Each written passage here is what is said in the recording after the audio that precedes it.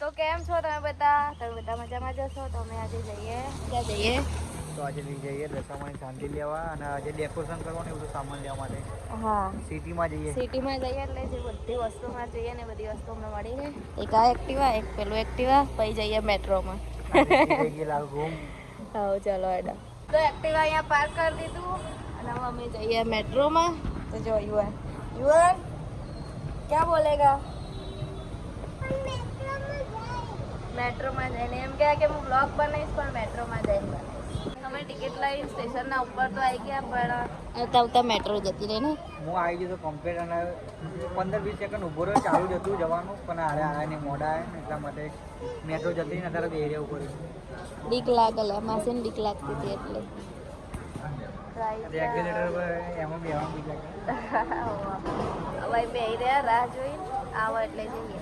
Finally metro આવી ગઈ છે અને હવે અમે જઈએ મેટ્રોમાં.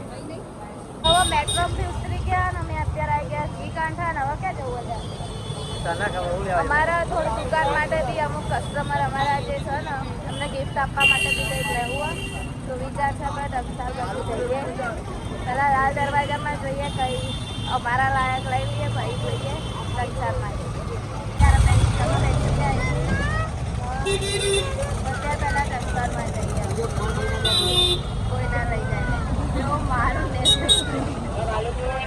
તો અમે ડંસારમાં આવી ગયા અને અત્યારે તો અહીંયા રક્ષાબંધન આવે ને તો બધી દુકાને રાખડીઓ બહુ બધી મળે હોલસેલમાં મળે અમારે કંઈ ગિફ્ટ લેવાનું હોય રક્ષાબંધનનું મળે હા કટલેરીની વસ્તુ પણ બહુ બધી છે બધી દુકાનો તો અત્યારે ડંસારમાં ફર્યા થોડું એના પછી આ દુકાન દેખાય તો ત્યાંથી આવું બધી હેરો ને એવું બધું અમે લીધું હોય કેમ કે દર વખતે દશામાની સ્થાપના અમે આમ સાદી રીતે જ કરીએ પણ આ વખતે કંઈક નવું કરશું.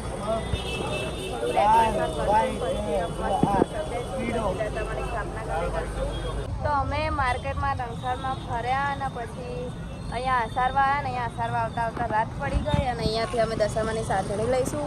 અહીંયા આવવાનું એક જ કારણ કેમ કે અહીંયા માટીની સાંધણી મળે એટલે બધી જગ્યાએ મળે જ છે પણ અહીંયા આમ થોડી સારી મળે એટલે સાંધણી લેવા કેમ કે પધરાવતી વખતે આમ કંઈ એ ના થાય ને માટીની સાંધણી ના હોય તો પેલી સાંધણી તો મતલબ જ્યારે આપણે પધરાવા જઈએ ત્યારે પાણીમાં ઓગળતી નહીં એટલા માટે અને પછી ઉનાળો આવે ને એટલે અમારે ત્યાં તળાવ સુકાઈ જાય એટલે એક મૂર્તિનો હાથ તૂટી જાય એક માથું તૂટી જાય એવું થાય અને આ સાંધણી તો અમે ઘરે જ પધરાવીએ ને હા તો ચાલો જોઈ લઈએ આપણે તો એ જ બધી જગ્યાએ મસ્ત મસ્ત દશામાની સાંધણીઓ જોવો અને આરી માટીની સાંધણીઓ બી તો એ લોકો પેલી બાજુ જોવો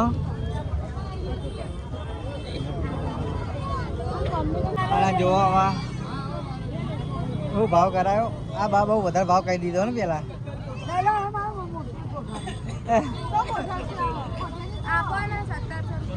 1700 રૂપિયા કીધા તો ચાલો દશામાનો અમે સાંધણી લીધી પણ એ બતાવવા નહીં ને લાલ કપડું લઈ લે જય દશામાં. તો ફાઇનલી સવારના નીકળ્યા હતા ને હવે અત્યારે દશામાની સાંધણી લઈ લીધી અમે તો હવે રાતે ઘરે લઈને જશું.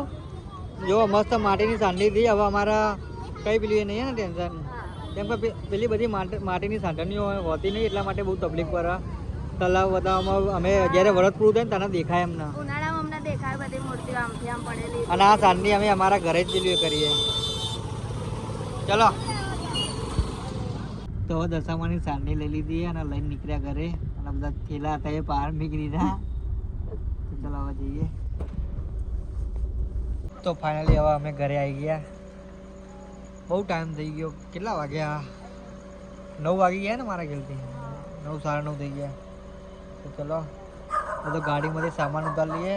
પાછળ બી સામાન પડ્યો ડેકોરેશન કરવાનું એ બધું પડ્યું. પૂજા બોલતો ખરી કહો. ઘરે આવીને દશામાની સાંધણીને આપણે ઘઉંના અંદર મૂકી દીધી હે ને